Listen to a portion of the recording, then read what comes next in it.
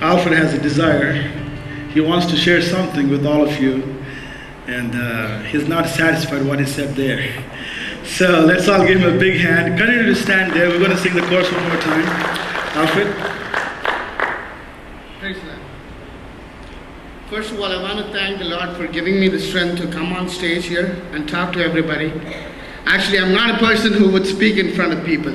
I have a loud voice and I can talk in private with other people, but I don't have the strength to get in front of other people. And I thank the Lord for giving me the strength to give me the opportunity to share my testimony with you all. I was born in a Christian family. I was born in a Lutheran family. I was brought up going to church and going to Sunday school. I was doing well in Sunday school, but I personally never accepted Jesus Christ as my Savior. I never had a personal relationship with Him. And after I got the gift of salvation, I'm a completely changed man. Personally, when I grew up, I was always going to church, and I used to go to church just because it was a religion, and just because my parents taught me to do it. And I've been living life the wrong way. I was living for other people. I was living for the praise of other people. I know within my heart that I was a bad person, but I was acting a different way outside. I had a different life inside. I have a different life in front of other people. I also had addictions. I have been smoking for 12 years. And one day I listened to Pastor Sam's message at church where he talked about Abraham and him offering his son Isaac when God asked him to. And I put myself in Abraham's shoes, and I wanted to see if I would be able to do the same thing with my son. And I felt sorry that I wouldn't be able to do that. And I really wanted to be like Abraham at that point. I wanted to have that kind of faith. And the same night, I heard another story about Peter where he walks on water when Jesus asked him to.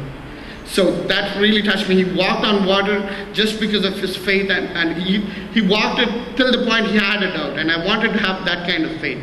So the next morning, I called Pastor Sam. I told him that I wanted to know more about Christ, and he came over and we prayed the salvation prayer. I had a wrong life. I didn't expect to quit smoking after that. I didn't expect to change my addictions after that. I was too much into worldly stuff. Every time my son goes to bed, we used to watch movies. That's all we did. That's all the time we used for. So when I prayed the salvation prayer, I didn't even have an idea that I was going to quit smoking. I didn't even have an idea that I was going to stop watching all the movies. So right after, by the time I went to bed, this was about 2 o'clock or 3 o'clock on June 26th, and by the time I went to bed, I got rid of all those habits. And June 26th, till now, I'm not back on smoke. I don't even feel like smoking. I don't have the urge to smoke. I still walk with people who smoke, but I don't have the urge to smoke. And it's not me. I don't have that kind of power. I've tried it on with my own self a number of times. I've never succeeded. And I know it's purely God's love. And I thank you for the change in me. And I want to challenge everybody to ask God for forgiveness if you haven't. It's an amazing experience. And most of you are believers. I tell you, my wife has been praying for my salvation for 5 years. Ever since we got married. She always wanted to marry a born-again person. I was a little spiritual around that time, but I didn't have the experience of salvation. She's been praying for 5 years. And my sister, she's always been praying ever since she got saved. It took time, but God does answer your prayers. Amen.